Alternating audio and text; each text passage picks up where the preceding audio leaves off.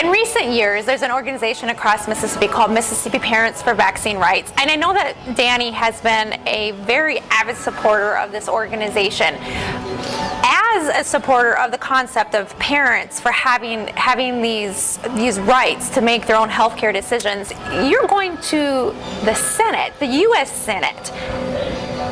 What can you do to support the Mississippi citizen with regard to vaccine rights, with regard to health choice as a senator? Because this is a state issue. But how can you support Mississippi going to Washington? Well, I can do a lot, but first I want to say that I appreciate everything the Mississippi Parents for Vaccine Rights have been doing to bring this issue to the forefront.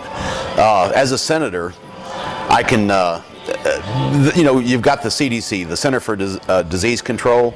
They've got a huge budget and with very little oversight. Now, since they are a federal agency, since the CDC is a federal agency, we can launch investigations. We can require testimony for the CDC to come in front of these committees and report. We can get the various doctors that have been not so forthcoming, and they choose what they call proprietary secrets to control what's in their vaccines, and they try to hide it from the parents even. And these are parents that are about to inject this serum into their children, and their only reason for doing this is because the federal government, or I'm sorry, the state government is forcing them to. And they don't know what's in the serum. They don't know whether it's effective, ineffective, whether it harms children. And all of these reports and all of these studies that will show it, the CDC keeps secret. So we can subpoena people from the CDC and subpoena their records. We don't even need them to testify. We can subpoena their records. And that's something that should be done. I believe in transparent government. I don't believe in the government should have secrets. Perhaps our nuclear launch codes should be secret. But if you're a government agency out there and you're doing the work of the public, then it needs to be done in the public. It's basic. And what about a national mandatory vaccine? I mean, even in times of an emergency. No. That's really scary. I mean, it's been talked about. Well, yeah, it's been talked about, and if I'm elected to Senate, I would fight, and I don't know how to say this. I would fight any attempts to make a mandatory vaccine from the national government, the federal government, down to the states.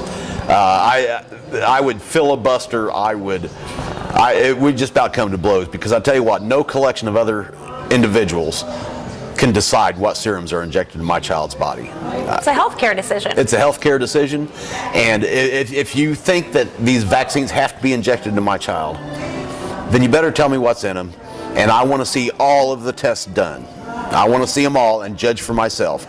I'm a smart guy. I can tell. I know whether or not my child needs a vaccination or not. And yeah, again, we talked earlier about nationalism versus federalism.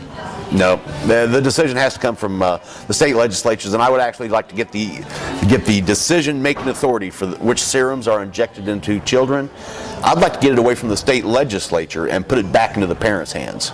That's what Mississippi Parents for Vaccine Rights is all about. That's right. Those health care decisions for your children have to be made by parents, not government. I'm certain that the MPVR, which is how you can find them quite easily, would say thank you.